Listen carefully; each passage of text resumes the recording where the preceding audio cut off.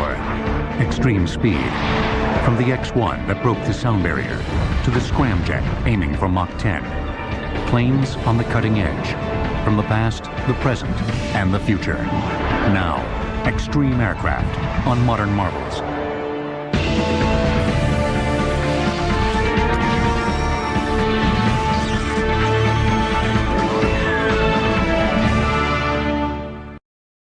Cloaked in secrecy, two American spy planes, the U-2 and the SR-71 Blackbird, made their mark on history during the Cold War. The U-2 was the first to become operational in 1956.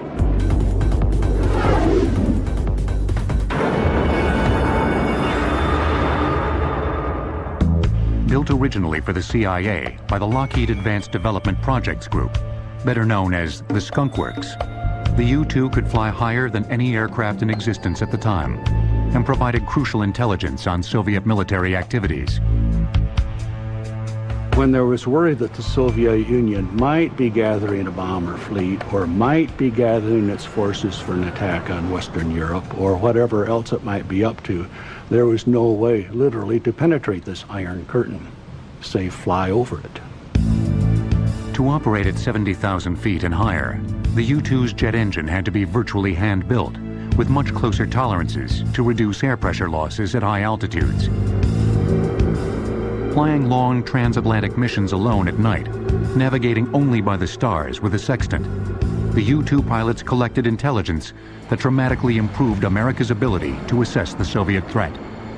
The U-2 operations really gave rise to some remarkable images. There was imagery brought back that showed Soviet fighters trying to climb and catch it, stalling, spinning out of control, falling to earth, other airplanes trying to do so-called pop-ups to get to altitude. Clearly they knew we were there, but they were very frustrated at not being able to reach us with airplanes. The long, wide, straight wings of the U-2 gave the plane glider-like characteristics. And it would soar so far above the ground that even if the Soviet military detected it, they couldn't reach it with fighters or missiles. Or so it was believed, until May 1st, 1960. On that day, Francis Gary Powers was shot down by Soviet missiles as he took photos from 67,000 feet. After Powers successfully ejected, the Soviets put him on trial for espionage. The incident severely strained U.S.-Soviet relations. Powers was released 2 years later. Today, high-altitude reconnaissance is done mainly by satellites, but an updated version of the U-2 has provided battlefield intelligence in Bosnia, Kosovo, Afghanistan, and Iraq. It is also being used for high-altitude research projects by NASA and other civilian agencies. We do earth sciences. NASA has done it for 30 years or more. And that requires overflight over forest fires, over forests, desert, into the Arctic to check on the ozone layer, which NASA first discovered. We fly a bigger variant of the U-2, but we have two of them, and we fly them worldwide on various missions of those kinds. As effective and enduring as the U-2 has been, it wasn't enough to meet America's reconnaissance needs at the height of the Cold War. Once again, the Lockheed Skunk Works, headed by the legendary Kelly Johnson, was tapped to come up with something better. And in 1962, they outdid themselves. The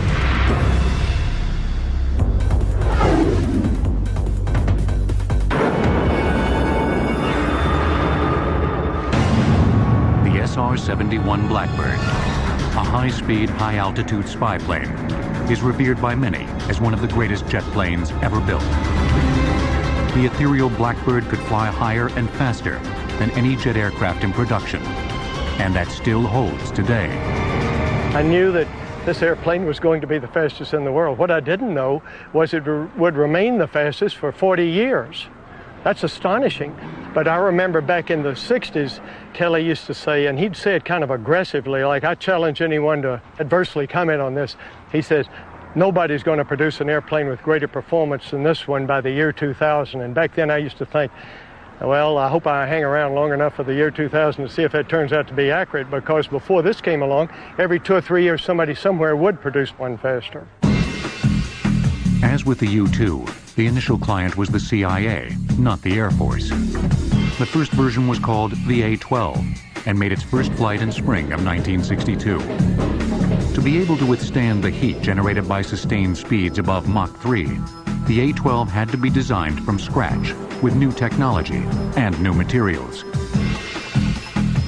We would say this is roughly an 800-degree Fahrenheit airplane. Some things are hotter, but we have some cooler.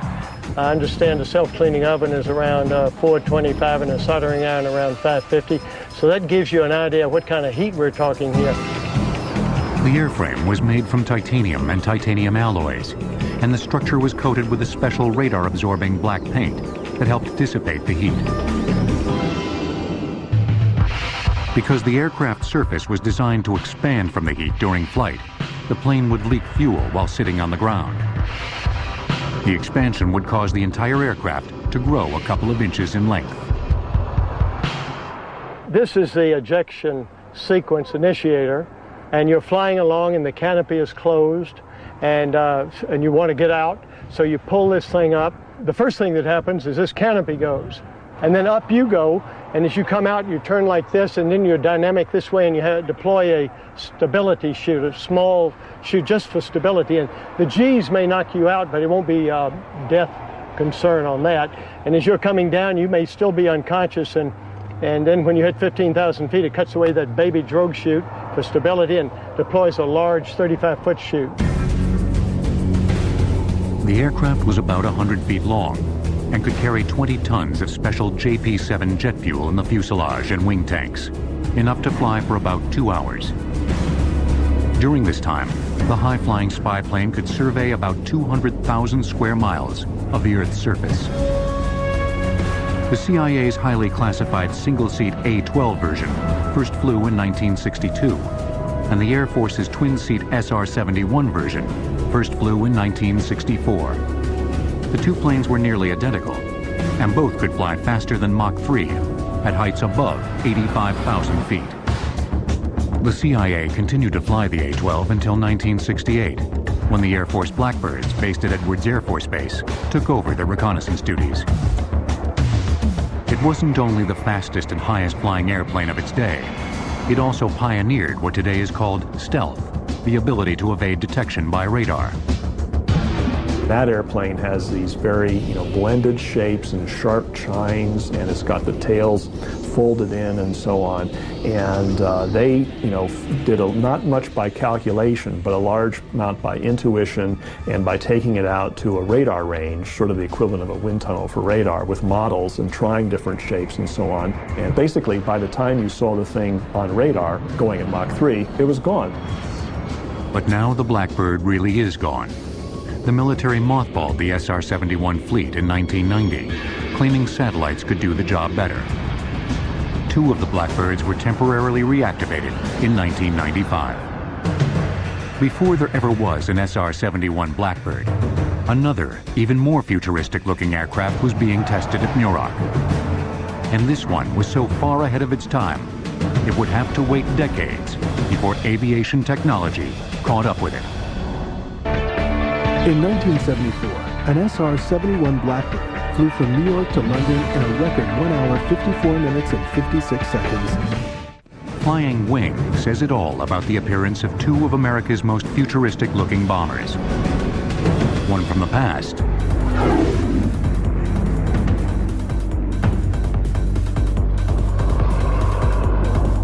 and one from the present.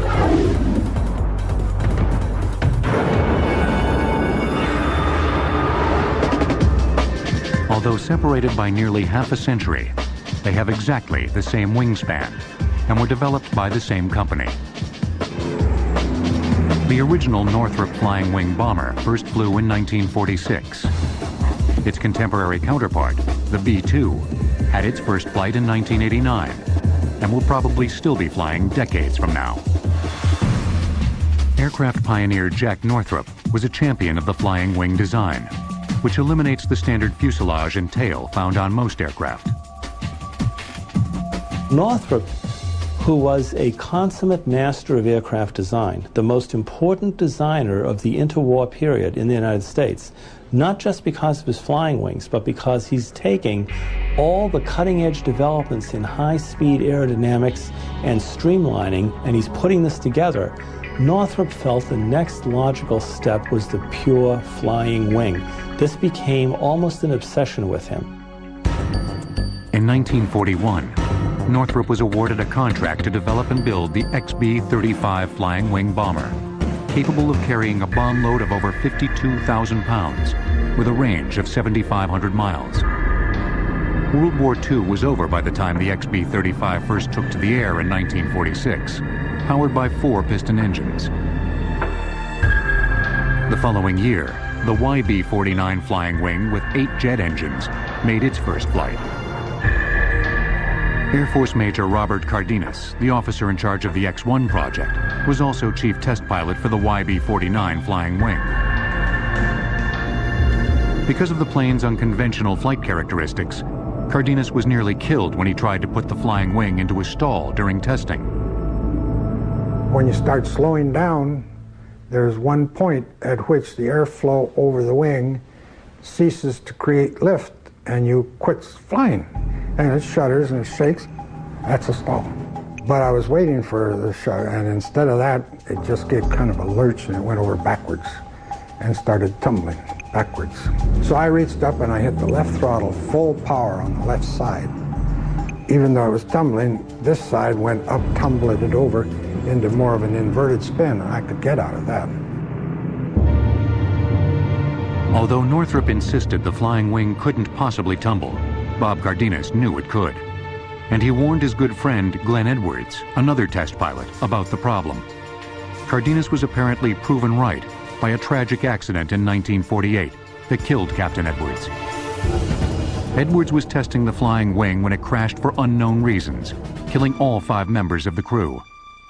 I think they were stall entry maneuvers, and maybe they entered it at a little higher speed than I did, because on that first lurch where it goes over backwards, the load is on the wing like this kind of a load, and that's what broke off. The wings broke off outboard of the jet engines. The last thing Edwards wrote on his notepad indicates he may have put the airplane into a stall, in spite of the advice he got from Bob Cardenas. One of the things that they had found was one knee pad card, which said stall entry maneuvers. The accident would change Muroc Air Force Base forever. It was renamed Edwards Air Force Base in honor of Cardenas's friend and fellow test pilot. In spite of severe problems with the aircraft, the YB-49 flying wing program continued, and Cardenas was developing strong misgivings. I did not want them to buy the airplane. Nevertheless, in 1949, one of the planes set a new transcontinental speed record when Major Cardenas piloted a flying wing from Muroc to Andrews Air Force Base near Washington, D.C. in 4 hours and 20 minutes. President Truman was there and was favorably impressed. Truman came up in the cockpit and he looked around. He was a pretty crusty old guy. He used a little more foul language than I'm going to say. He said it looked pretty damn good to him. He said he's going to buy some. I bit my tongue.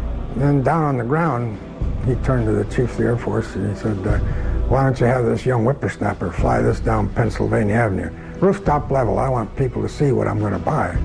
So I did. I slowed down. I slowed down to about 300, 350 knots. But I had never really realized how heavily forested the city of Washington really is. It's a jungle. Well, while going down the avenue and losing the avenue amongst the trees, all of a sudden I looked up and the Capitol Dome was straight ahead. So I had to pull up to go over it. Somebody on the steps took this picture as we were going over the top. The ill-fated trip back to Muroc would help bring the troubled flying wing project to an end. During the flight, 6 of the bomber's 8 jet engines caught fire, forcing an emergency landing in Winslow, Arizona. Later that year, the Air Force's order for 30 flying wing bombers was canceled. But the Northrop Company wasn't finished with the flying wing idea. By 1981, aviation technology had changed dramatically, with electronic fly-by-wire controls making a flying wing design much more feasible. Fly-by-wire is basically computer controlled. There's no hydraulic or cable linkage to the controls. The computer is monitoring what you want it to do and adjusts the flight controls in accordance with what you're asking the airplane to do. Northrop Grumman won a contract to build the Air Force a new bomber that would use Jack Northrop's flying wing concept. Apparently, Jack Northrop got the dimensions right the first time. The new flying wing, called the B-2, would have exactly the same 172-foot wingspan as the old flying wing. The build of that wing was a very, very challenging activity for us. The team overcame day in and day out. We used to call it an invention a day to get us through the day. And it's probably as exciting a time as you'd ever come across. It's a very highly integrated aircraft, very complicated, very complex. She's a very smart aircraft. Once she's all put together, you can't do anything to her you're not supposed to. She'll let you know.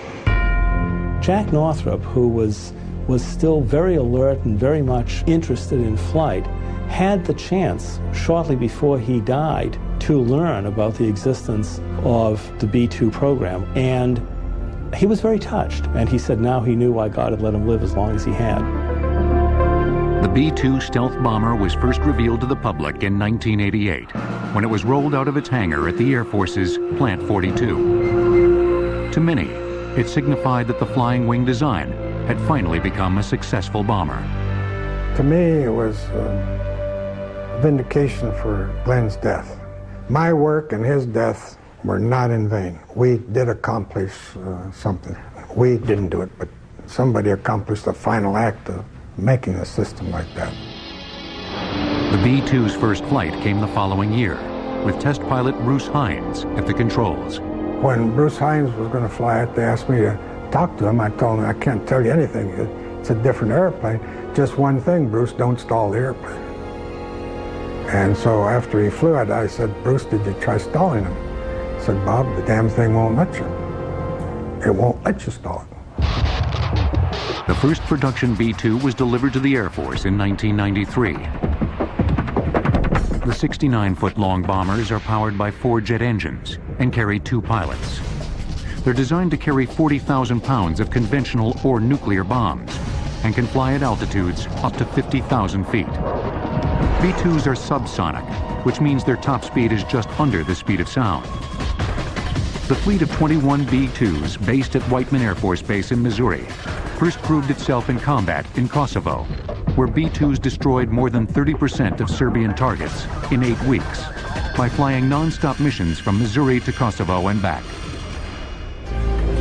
The B-2 is much more technically sophisticated than America's other long-range bombers, the B-52 and the B-1. The B-1 as well as the B-52 are not stealthy platforms.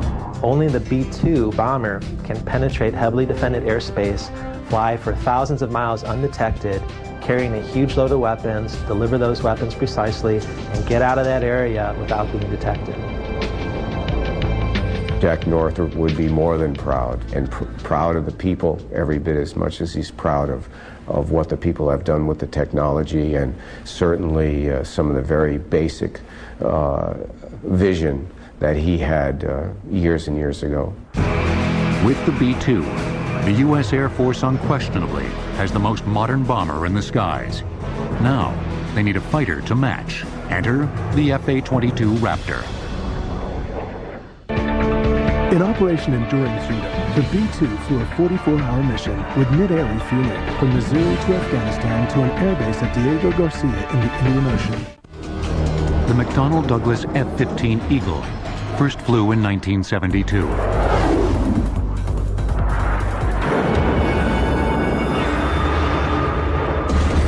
And reigned unchallenged for decades as the world's premier air superiority fighter.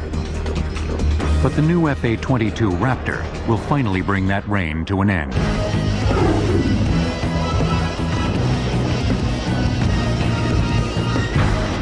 Both the F-15 and the Raptor fly and climb faster than conventional jet fighters. This enables them to dominate air-to-air battles with enemy planes, which means they can deny the skies to the enemy, hence the term air superiority fighter. The goal in developing a fighter airplane is really to make certain that you can totally, overwhelmingly dominate the opponent. If you look at the F-15, it became America's most successful air combat fighter.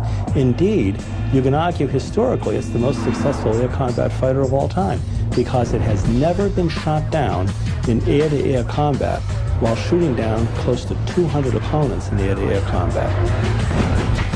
In 1975, 20 F-15 Eagles were modified to make them even faster. Called Streak Eagles, they set several time-to-climb records that still stand. But the new FA-22 Raptor is expected to break those records and bring new meaning to the term air superiority. The F-15 is very old in the tooth. You know, if we take a look at our fighter forces today, you realize that if these airplanes were automobiles, they'd be wearing classic car plates. After a testing and validation program lasting 4.5 years, the industry team of Lockheed Martin and Boeing in 1991 won the competition to build the next generation air superiority fighter that would replace the aging fleet of F-15s. It capitalizes on a number of technological revolutions, and this enables us to get first look at an opponent, first shot at that opponent, and first kill, where we are literally moving out of the fight before the enemy realizes they're being attacked. You can detect him, you can fire a missile on him, and he'll almost blow up before he even knows you're there. So it's not that you're undetectable, but by the time he does detect you, you already have such an offensive advantage on him that it's really not even a competition. The production version of the F-22 design, now called the Raptor, first flew in 1997. Like the F-15 Eagle, it can fly at Mach 2.5. But the Raptor can do it without using afterburners, making it harder for an enemy to detect. The F-A-22 is also easier to fly. An Air Force pilot who was training to fly the F-A-22 told a bunch of reporters recently on the trip that I took that traditionally a pilot had to spend about 85–90% of his or her brain power just to attain a situational awareness, just to take the information from each of his sensors and understand what they were telling him. He says with the F-A-22 Raptor, that situational awareness is almost instantaneous, so he has most of his brain power left to devise how he's going to attack a certain target or how he's going to evade something, that type of thing. So that's a real significant difference. Another capability that gives the Raptor an edge is thrust vectoring, a system that allows the blast of hot gases coming out of the engine to be pointed in different directions. This allows the aircraft to change direction much more rapidly than conventionally powered fighters. Thrust vectoring was pioneered on the X-31, a NASA research plane built by Rockwell. The X-31 put on a dazzling display of thrust vectoring capabilities at the Paris Air Show in 1995. Most people at the air show in Paris when they first saw that thought the airplane was going to crash. And then it just flies right on out and goes and does another maneuver. These people had never seen it were just in awe. The X-31 helped pave the way for the F-A-22 Raptor's use of the thrust vectoring concept. The maneuverability of the F-A-22 in a dogfight is such that if you're in the merge and you're doing that spiraling telephone pole of death, you know, where you're going down, descending, losing altitude, and trying to outturn the other guy, with the F-A-22, with that thrust vectoring, it allows you to put the nose right at the guy and fire a missile and end the engagement. You initially try to start fighting just like you did in an F-15, and then you start to realize what capabilities you have and what limitations no longer apply to you. So you adapt real quickly, but it doesn't take someone very long. After a sortie or two, coming from the 15 into the F-22, it's an awesome capability. The F-A-22 is also stealthier than any other jet fighter, including the F-117 stealth fighter, which represents an older generation of stealth technology. That's not very stealthy, right? But head on, you don't see much of the jet, and you don't have anything hanging on the wings to give your signature away. And so we like to say, beware of Raptors with open doors. You know, when the doors are open, that means that you're shooting something, and the doors open quick, shoot something, and close before a radar signature gets transmitted back to the enemy. Even when the door is open, now suddenly you have sharp corners and weird angles, and that can reflect radar back in a direction you don't want to. The Air Force plans to eventually purchase 339 Raptors, and production of the aircraft is scheduled to continue to 2013. The F-A-22 is an Air Force pilot's dream. But there are planes on the horizon that may be more like a pilot's nightmare, because these aircraft have no pilots. The F-15 Eagle can climb at more than 40,000 feet per minute at sea level to the top of Mount Everest in 45 seconds. The Global Hawk spy plane points the way to what some believe will be a pilotless future.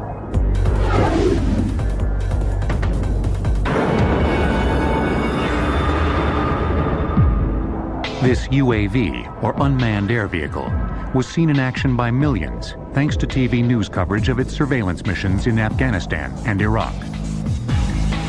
The Global Hawk can conduct effective surveillance over an area the size of Illinois in just 24 hours.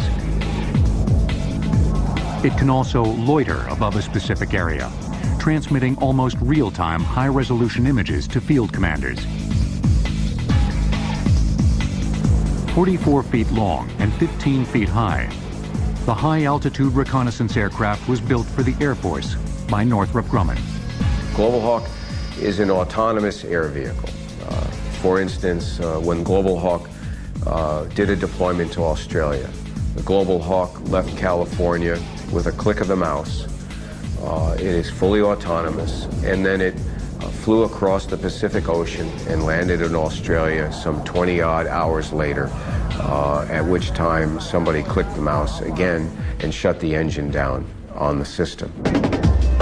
With its range of more than 14,000 miles and an ability to fly for 36 hours straight, it can travel to any point on the globe, conduct surveillance, and return to its base in the United States, all without a pilot. The Air Force rushed the Global Hawk into combat ahead of schedule in Afghanistan in November of 2001, and it was also used in Operation Iraqi Freedom. Although it flew only 5% of the surveillance missions over Iraq, it accounted for more than 55% of the information on time-sensitive targets, many of which were destroyed. After collecting more than 3,700 images over Iraq, the Hawk returned home in May of 2003. Air Force officials said the Global Hawk was over Iraq from the very beginning of the operation and had a direct impact on the Republican Guard's destruction. Although most use of UAVs so far has been for reconnaissance, there is growing interest in putting weapons on them. The Unmanned Combat Air Vehicle, or UCAV, is seen by some as the top gun of the future.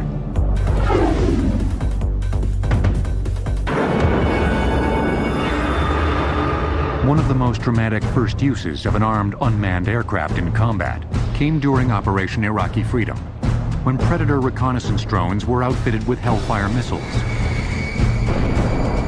There's one famous mission that the Air Force likes to talk about during Iraqi Freedom. There was a broadcast tower from the Iraqi Information Agency in downtown Baghdad, and that tower was very close, I believe, to the Fox News tower and also to a mosque.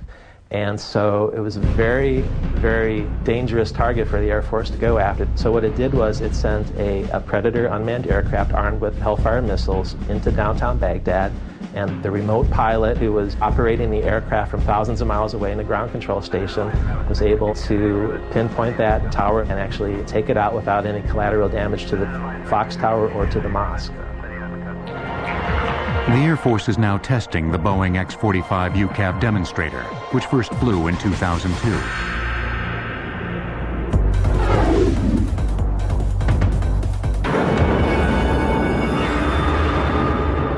The X-45 is the first unmanned aircraft that has been designed from its inception to be a combat vehicle.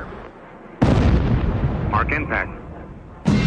A larger version, the X-45C, is the precursor of Air Force UCAVs that will become operational in 2010. The X-45C will be nearly 40 feet long, with a wingspan of nearly 50 feet. It will be able to carry 8 GPS-guided bombs, weighing 250 pounds each in its internal weapons bays. Northrop Grumman is also testing an unmanned combat air vehicle, the X-47A Pegasus.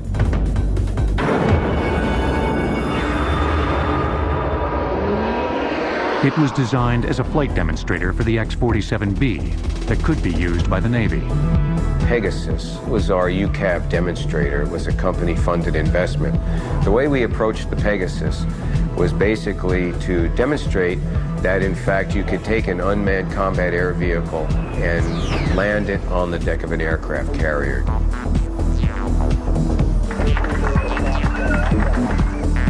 There is still some debate, even within the military, about how and when UCAV should be deployed.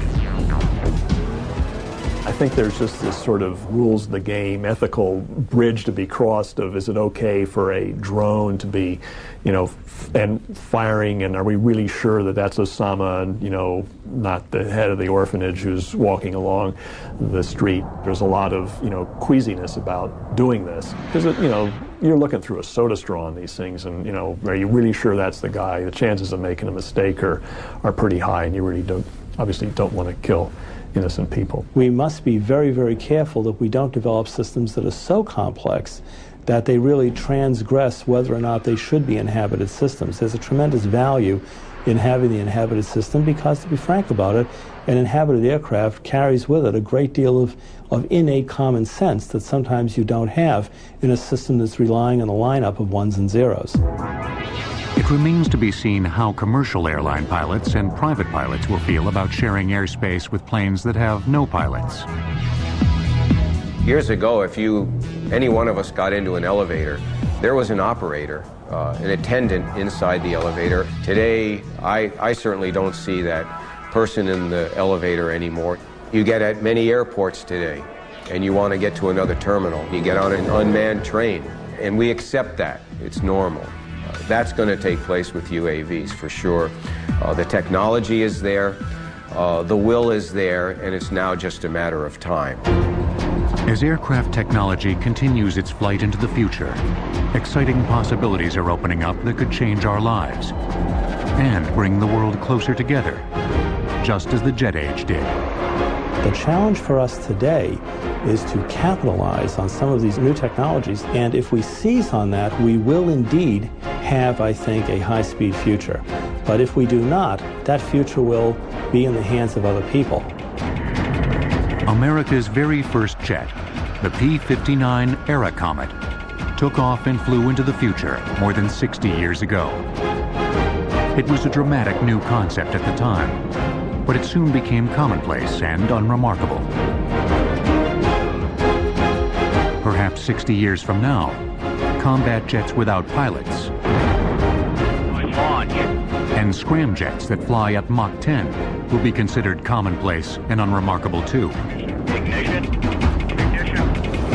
Nevertheless, there will always be some aircraft defined by the term extreme.